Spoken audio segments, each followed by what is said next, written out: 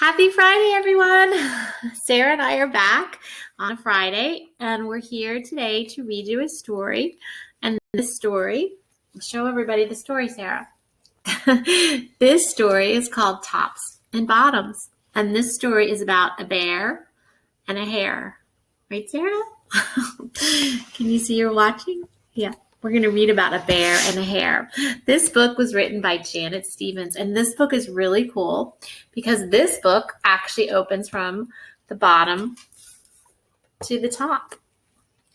A little bit different. Tops and Bottoms by Janet Stevens. Once upon a time, there lived a very lazy bear who had lots of money and lots of land. His father had been a hard worker and a smart business bear, but he had given all of his wealth to his son. But all Bear wanted to do was sleep, which is actually what, I don't know if you can see her there, Sara right now. She's sleeping too. She would get along very well with Bear.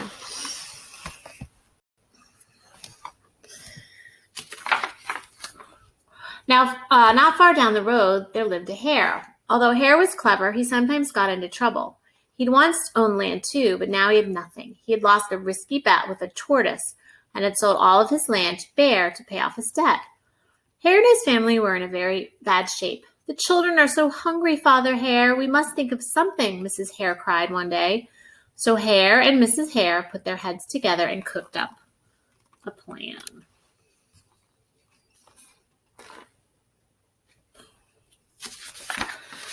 The next day, Hare hopped down the road to Bear's house. Bear, of course, was sound asleep. "Hello, Bear, wake up. It's your neighbor. Hare, I have an idea." Bear opened one eye and grunted. "We could be business partners," Hare said. "All we need to do is find this field right here in front of your house. I'll do the hard work of planting and harvesting, and we can split the profits right down the middle." "Yes, sir, Bear, we're in this together. I'll work and you sleep." "Huh?" said Bear.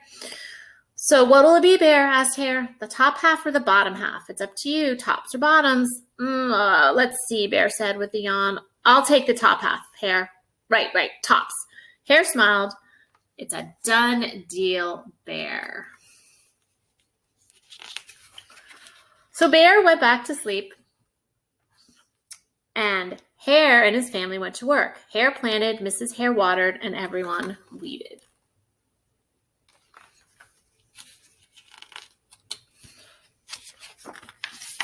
Bear slept as the crops grew. When it was time for the harvest, Hare called out, "Wake up, Bear! You get the tops, and I get the bottoms." Hare and his family dug up the carrots, the radishes, and the beets. Hare plucked off the tops, tossed them into a pile for Bear, and put the bottoms aside for himself. So these vegetables, you eat the bottom half. Bear stared at his pile. "But Hare, all the best parts are in your half." "You chose the tops, Bear," Hare said. "Now, Hare, you've tricked me. You planted this field again. And this season, I want the bottoms." Hare agreed. "It's a done deal, Bear." So Bear went back to sleep, and Hare and his family went to work. They planted, they watered, and they weeded. Bear slept as the crops grew. When it was time for the harvest, Hare called up, "Wake up, Bear! You get the bottoms, and I get the tops." Do you think he's going to get tricked again? Hare and his family gathered up the lettuce, the broccoli, and the celery. Hare pulled off the bottoms for Bear and pulled the tops in his own pile. I think he got tricked again. Bear looked at his pile and scowled. "Hare, you've cheated me again." "But Bear," Hare said, "you wanted the bottoms this time." Bear growled. "You plant this field again, Hare. You tricked me twice, and you owe me one season of both tops and bottoms." "You're right, poor old Bear," sighed Hare. "It's only fair that you get both tops and bottoms this time. It's a done deal, Bear." So Bear went back to sleep, and Hare and his family went to work. They planted, they watered, and they weeded. They watered and weeded some more. And Bear slept. Bear slept as the crops grew. When it was time for the harvest, Hare called, "Wake up, Bear. This time you get the tops and the bottoms." There in front of Bear's house lay a high field of corn. Hare and his family yanked up every cornstalk. Hare tugged off the roots in the bottom and the tassels in the top and put them in a pile for Bear. Then he carefully collected the ears of corn in the middle and placed them in his own pile. Bear rubbed his eyes and watched. "See, Bear, you get the tops and the bottoms. I get the middles." Right? And you eat the middle part of the corn, right? Not the tops and not the bottoms. It's a done deal. Yes, sir. Yes, sir, Bear.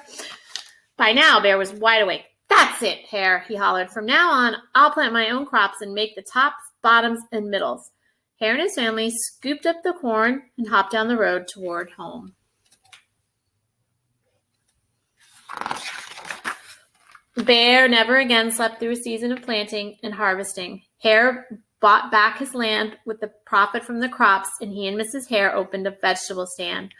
And although Hare and Bear learned to live happily as neighbors, they never became business partners again. And that's the end. Would you become partners with Hare? Bear had no idea, right? Well, we hope you like this book.